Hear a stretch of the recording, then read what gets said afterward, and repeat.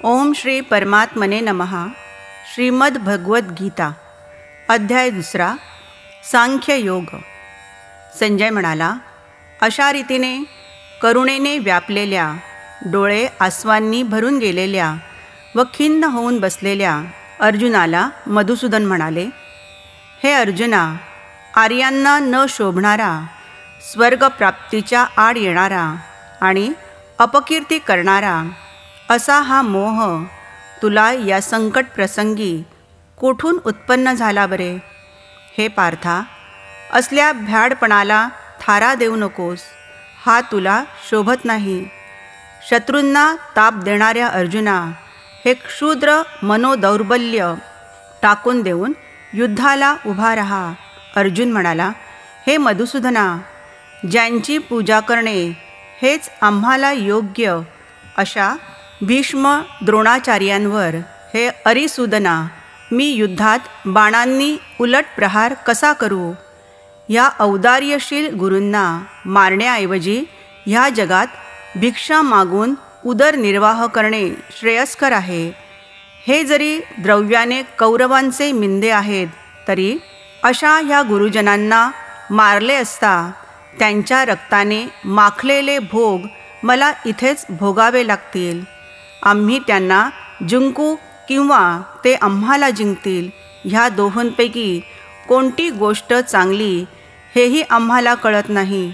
ज्यांना मारून जगण्याची सुद्धा आमची इच्छा नाही, ते हे मुख्य कौरव आमच्या समोर उभे आहेत.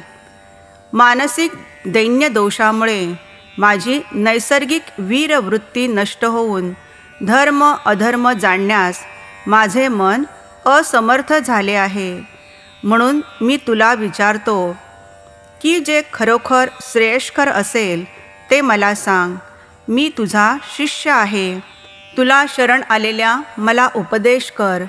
पृथ्वीचे शत्रुरहित व धनधान्य समृद्ध राज्य व देवांचे अधिपत्यही मिळाले, तरी माझ्या इंद्रियांना शोषून टाकणारा शोक कशाने नाहीसा होईल हे मला कळत नाही. संजय म्हणाला, निद्रेवर ताबा असणारा व शत्रूला ताप देणारा अर्जुन असे ऋषिकेशाला बोलून मी युद्ध करणार नाही असे सांगून स्तब्ध झाला. हे भरतवंशी धृतराष्ट्र महाराज, दोन्ही सैन्यांच्या मध्यभागी अशा रीतीने हातपाय गाळून बसणाऱ्या अर्जुनाला पाहून किंचित हसल्यासारखे करून भगवान श्रीकृष्ण असे म्हणाले, अर्जुना, ज्यांचा शोक करू नये त्यांचा तू शोक करीत आहेस आणि वर पांडित्याच्या पोकळ गोष्टी सांगतोस. जे खरे ज्ञानी आहेत ते मृतांचा किंवा जिवंत माणसांचाही शोक करीत नसतात. खरोखर मी, तू व हे सर्व राजे पूर्वी केव्हाही नव्हतो असे नाही, तसेच आपण सर्वजण यापुढे असणार नाही असेही नाही. ज्याप्रमाणे जीवात्म्याला या शरीरात बालपण, तारुण्य आणि म्हातारपण येते, त्याप्रमाणे दुसरे शरीर मिळते याविषयी धैर्यवान मनुष्य मोह पावत नाही. हे कुंतीपुत्रा, शीत व उष्ण, सुख दुःख देणारे जे इंद्रिय व विषय यांचे संयोग त्यांना उत्पत्ती व नाश आहेत. म्हणून हे भारता, ते अनित्य म्हणजेच विनाशी आहेत. हे जाणून तू हे सहन कर. कारण हे पुरुषश्रेष्ठा, दुःखसुखे समान मानणाऱ्या ज्या विवेकी पुरुषाला हे पीडा देत नाहीत, तोच अमृत तत्वाला, मोक्षाला योग्य होतो. जे नाही ते आहे असे होत नाही व जे आहे ते नाही असेही होत नाही. अशी नाही व आहे या दोहोंची तत्त्वज्ञानी पुरुषांनी अंतिम सत्यता पाहिली पाहिजे.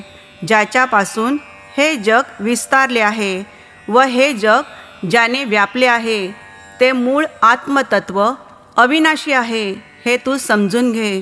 या अव्यक्त तत्वाचा नाश करण्यास कोणीही समर्थ नाही. नित्य, अविनाशी व अतर्क्य असा जो शरीरधारी आत्मा, त्याने धारण केलेले हे देह नाशवंत आहेत असे तर सर्वच म्हणतात. तेव्हा अर्जुना, तू युद्ध कर. जो कोणी हा आत्मा मारणारा आहे असे मानतो आणि त्याला मेला असे मानतो, त्या दोघांनाही खरे काही समजतच नाही. कारण हा आत्मा मारितही नाही आणि मारलाही जात नाही. हा आत्मा कधीही जन्मत नाही व मरतही नाही. हा जन्माला आला होता व नाहीसा होऊन पुन्हा जन्माला येईल असेही नाही. हा जन्मरहित, नित्य, शाश्वत पुराण पुरुष आहे. देहाचा नाश झाला तरी ह्याचा नाश होत नाही. हे अर्जुना, ज्याला हा आत्मा अविनाशी, नित्य, जन्मरहित व अक्षय आहे हे समजले, तो पुरुष कोणाला कसा मारील? ज्याप्रमाणे एखादा मनुष्य जुनी वस्त्रे टाकून दुसरी नवीन वस्त्रे परिधान करतो, त्याचप्रमाणे देहधारी आत्मा जुनी झालेली शरीरे सोडून नव्या देहात जातो. आत्म्याला शस्त्रे कापू शकत नाहीत, विस्तव जाळू शकत नाही, पाणी भिजवू शकत नाही आणि वारा वाळवू शकत नाही. कधीही न तोडता येणारा, न जाळला जाणारा, न भिजणारा, न सुकणारा असा हा आत्मा नित्य, सर्वव्यापी, स्थिर, अचल, सनातन आहे. हा आत्मा अव्यक्त आहे, अचिंत्य आहे आणि विकाररहित आहे असे म्हटले जाते. म्हणून हे अर्जुना, ह्या आत्म्याचे स्वरूप ओळखून त्याच्याबद्दल तू शोक करणे योग्य नाही.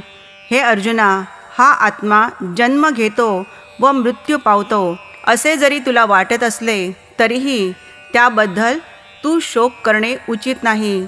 कारण जो जन्माला आला त्याला मृत्यू व ज्याला मृत्यू आला त्याला जन्म निश्चित आहे.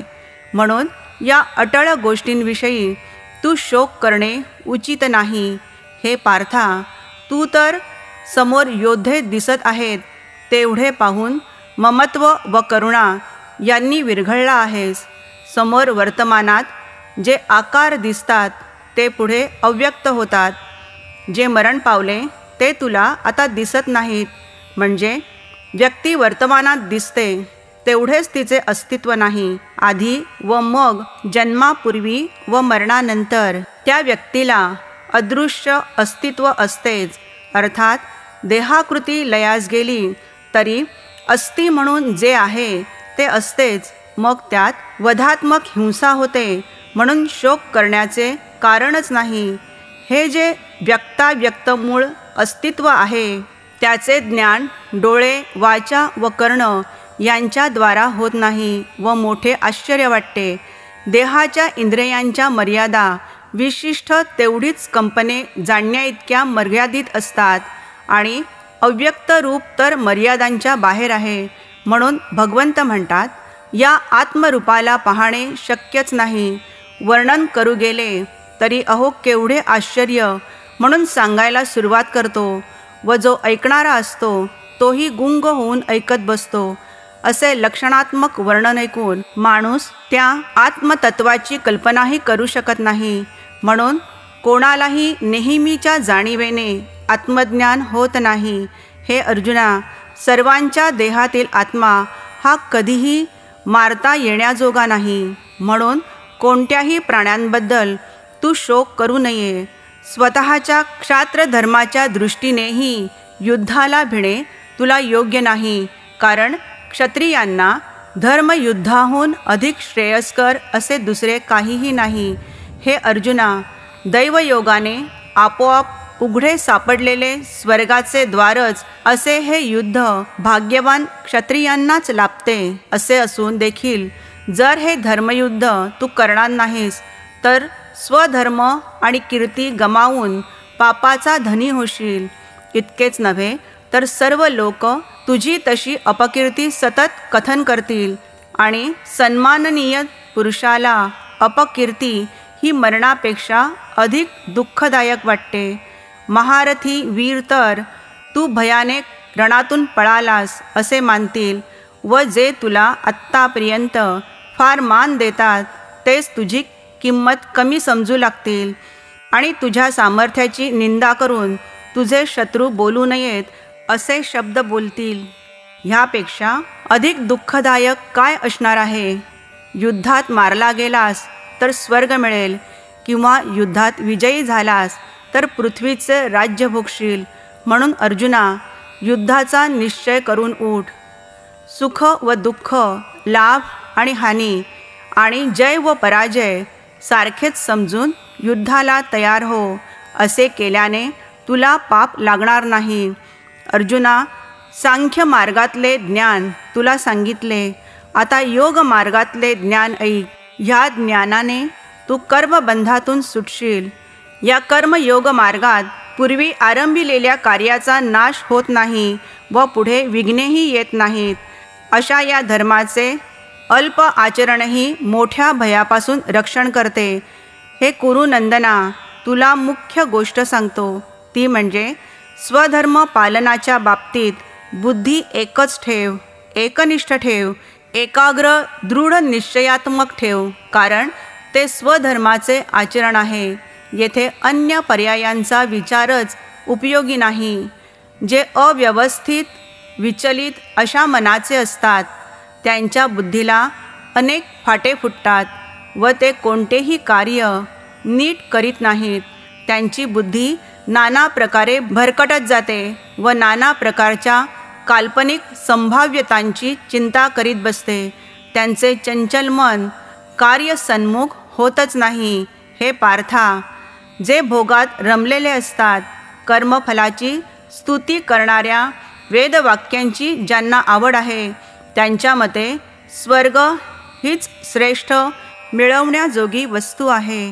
स्वर्गाहून श्रेष्ठ दुसरी कोणतीही गोष्ट नाही, असे जे सांगतात ते अविवेकी लोक अशा प्रकारची दिखाऊ शोभायुक्त भाषा बोलत असतात. त्यांची ही भाषा जन्मरूप कर्मफल देणारी, तसेच भोग व ऐश्वर्य मिळण्यासाठी अनेक प्रकारच्या क्रियांचे वर्णन करणारी असते. या विचारांकडेच त्यांचे मन ओढले जाऊन ते भोग व ऐश्वर्य ह्यात गढून जातात व त्यामुळे त्यांची निश्चय करणारी बुद्धी कधीच एका ठिकाणी स्थिर होऊ शकत नाही. सर्व वेद हे सत्व रज तम या त्रिगुणांच्या गोष्टींनी भरलेले आहे. म्हणून हे अर्जुना, तू त्रिगुणातीत द्वंद्वापासून अलिप्त शुद्ध सात्विक गुणांनी संपन्न व योगक्षेमादी स्वार्थात न घडता आत्मनिष्ठ असा हो. चोहीकडे सर्व जलमय झाले असता विहिरीत पाण्याला जे क्षुल्लक महत्त्व असते, त्याप्रमाणे आत्मनिष्ठ, आत्मवान, निर्द्वंद्व, नित्य सत्वस्थ व योगक्षेमाची चिंता न वाहणाऱ्या ज्ञानीपुरुषाला त्या वेदांचे फारसे महत्त्व वाटत नाही. कारण त्याचे मन सर्वव्यापी, नित्य, सनातन, अविनाशी तत्वाशी जोडलेले असते. कर्म करण्यापुरताच तुला अधिकार आहे. फल मिळणे किंवा न मिळणे हे केव्हाही तुझ्या अधिकारातील नाही. म्हणून तू आपल्या कर्माचे अमुक फल मिळावे असा हेतू मनात ठेवून काम करणारा होऊ नको आणि कर्मे न करण्याचा आग्रह तू धरू नको. हे धनंजया, कर्मफलाची आसक्ती सोडून आणि यश अपयशांविषयी समबुद्धी ठेवून योगात स्थित होऊन कर्मे कर. अशा समत्व बुद्धीलाच योग म्हणतात. समत्वरूप बुद्धियोगापेक्षा बाह्य कर्म फारच कनिष्ठ आहे. ह्यास्तव धनंजया, या समबुद्धीच्या ठिकाणी आश्रय शोध. फलाकडे दृष्टी ठेवून काम करणारे लोक अत्यंत दीन असतात. समबुद्धीने जो युक्त झाला आहे तो पुण्य व पाप ह्या दोहोचाही त्याग करतो. म्हणून तू बुद्धियोग संपादन करण्यास तयार हो.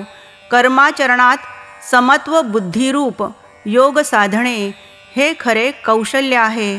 त्यात सहजता आहे. असे बुद्धियोगी व मनाचे स्वामी पुरुष आपल्या कर्माचे फळ टाकून दिल्यामुळे जन्माच्या बंधनातून मुक्त होतात व निर्विकार परमपदाला जातात. जेव्हा तुझी बुद्धी मोहरूपी चिखलाला पूर्णपणे पार करून जाईल, तेव्हा तू ऐकलेल्या व ऐकण्यासारख्या इहपर लोकातील सर्व भोगांपासून विरक्त होशील. तऱ्हेतऱ्हेची वचने ऐकून विचलित झालेली तुझी बुद्धी स्थिर होऊन जेव्हा समाधीत दृढ व निश्चल राहील तेव्हा तुला बुद्धियोग प्राप्त होईल. अर्जुन म्हणाला, हे केशवा, समाधी स्थितीत असलेला स्थितप्रज्ञ कोणाला म्हणावे? स्थितप्रज्ञ कसे बोलतो, कसा राहतो आणि कसा वागतो हे मला सांगा. श्रीकृष्ण म्हणाले, हे अर्जुना, मनुष्य जेव्हा सर्व वासना टाकतो व आपल्या ठाईच संतुष्ट होऊन राहतो तेव्हा त्याला स्थितप्रज्ञ म्हणतात. दुःखात ज्याचे मन विषण्ण होत नाही, सुखाच्या ठाई ज्याला अभिलाषा नाही, प्रीती, भय व क्रोध ही ज्याची सुटली असतील त्याला स्थितप्रज्ञ मुनी म्हणतात. जो सर्व गोष्टीत अनासक्त असतो व बरे वाईट प्रसंग प्राप्त झाले असता त्याबद्दल हर्ष किंवा द्वेष मानित नाही, त्याची बुद्धी स्थिर होय. कासव आपले अवयव सर्व बाजूंनी जसे आखडून घेतो त्याप्रमाणे जेव्हा हा पुरुष आपली इंद्रिये त्यांच्या विषयापासून आवरून घेतो तेव्हा त्याची बुद्धी स्थिर होते. जो मनुष्य इंद्रियांनी विशिष्ट भोग घेणे थांबवितो त्याला ते न घेण्याची सुद्धा नकारात्मक सवय लागते, पण मनात सुप्त अशी त्या भोगांची व त्यातील सुखाची आठवण राहतेच. पण पुढे जर त्याला सत्संगती लाभली तर त्याला देहभक्तीची गोडी लागते, भजन पूजन कथा कीर्तन आवडू लागते, देवाच्या सगुण साकार मूर्तीचे ध्यान आवडू लागते, इतर विषयोपभोगांची सुप्त आवड जी आत्तापर्यंत होती ती नाहीशी होते. हे अर्जुना, विद्वान पुरुष स्वतः कितीही प्रयत्न करीत असला तरी ही दांडगी इंद्रिये त्याचे मन जबरदस्तीने भलतीकडे ओढून नेतात. म्हणून योगयुक्त होऊन या सर्व इंद्रियांचे दमन करून माझ्याकडेच मन स्थिर करावे. इंद्रिये ज्याच्या स्वाधीन झालेली असतात त्याची बुद्धी स्थिर होते. सदोदित विषयांचे चिंतन करणाऱ्या पुरुषाला त्या विषयाची आवड उत्पन्न होते, त्या आवडीपासून इच्छा उत्पन्न होते, त्या इच्छेपासून प्रतिबंध झाल्याने क्रोध उत्पन्न होतो, क्रोधामुळे विवेक सुटतो, अविवेकामुळे विस्मरण होते, विस्मरणामुळे निश्चयात्मक बुद्धी नष्ट होते आणि बुद्धिनाश झाला की सर्वस्वाचा नाश होतो. परंतु अंतःकरण ताब्यात ठेवलेला साधक आपल्या ताब्यात ठेवलेल्या राग द्वेषरहित इंद्रियांनी विषयांचा उपभोग घेत असूनही अंतःकरणाची प्रसन्नता प्राप्त करून घेतो. अंतःकरण प्रसन्न असल्यामुळे त्याची सर्व दुःखे नाहीशी होतात आणि त्या चित्त प्रसन्न असलेल्या कर्मयोग्याची बुद्धी तात्काळ सर्व गोष्टींपासून निवृत्त होऊन एका परमात्म्यामध्येच उत्तम प्रकारे स्थिर होते.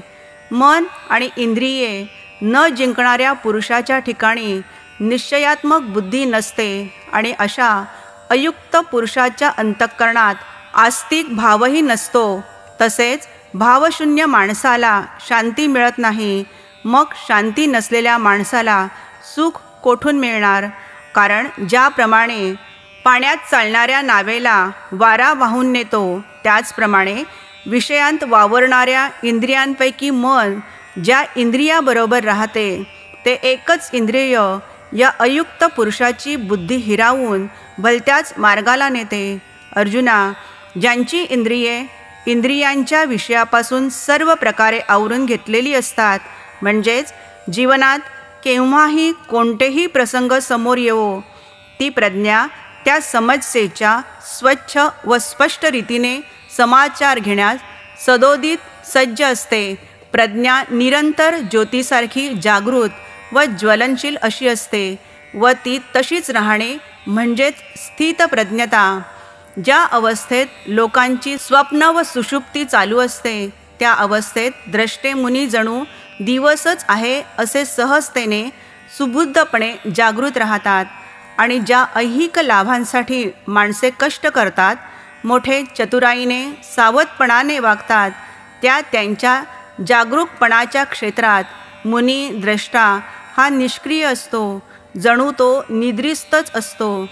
ज्याप्रमाणे चोहोकडून पाण्याची भर पडत असताही आपली मर्यादा अढळ राखणाऱ्या समुद्रात येऊन मिळणारे पाणी गडप होते, त्याचप्रमाणे सर्व विषय ज्याच्या मनात त्याची शांती न मोडता प्रवेश करतात, त्याच पुरुषाला खरे शांती सुख लाभते. भोगाची इच्छा करणाऱ्याला ते शांती सुख मिळत नाही. जो पुरुष सर्व आसक्ती सोडून निरीच्छ, ममत्वशून्य व निराभिमान होऊन कर्तव्य करीत राहतो, त्याला शांती मिळते. हे पार्था, ही ब्रह्मरूपच स्थिती आहे. हीच बुद्धियुक्तता, हीच आत्मतुष्टी व हीच समाधिस्थिती, हीच खरी कर्मयोगाचे योगस्थपणे आचरण करण्याची अवस्था आहे. एकदा ही मिळाली की आयुष्यभर त्याला कोणत्याही स्वार्थाच्या पूर्तीसाठी अशांत व्हावे लागणार नाही आणि देहाला जेव्हा मरण येईल त्यावेळीसुद्धा तो ब्रह्मरूपात निर्वाण प्राप्त करील. याप्रमाणे श्रीकृष्णांनी गायलेल्या उपनिषदातील ब्रह्मविद्यांतर्गत योगशास्त्रातील श्रीकृष्णार्जुन संवादातील सांख्ययोग नामक 2रा अध्याय संपूर्ण झाला. श्रीकृष्णार्पणमस्तु.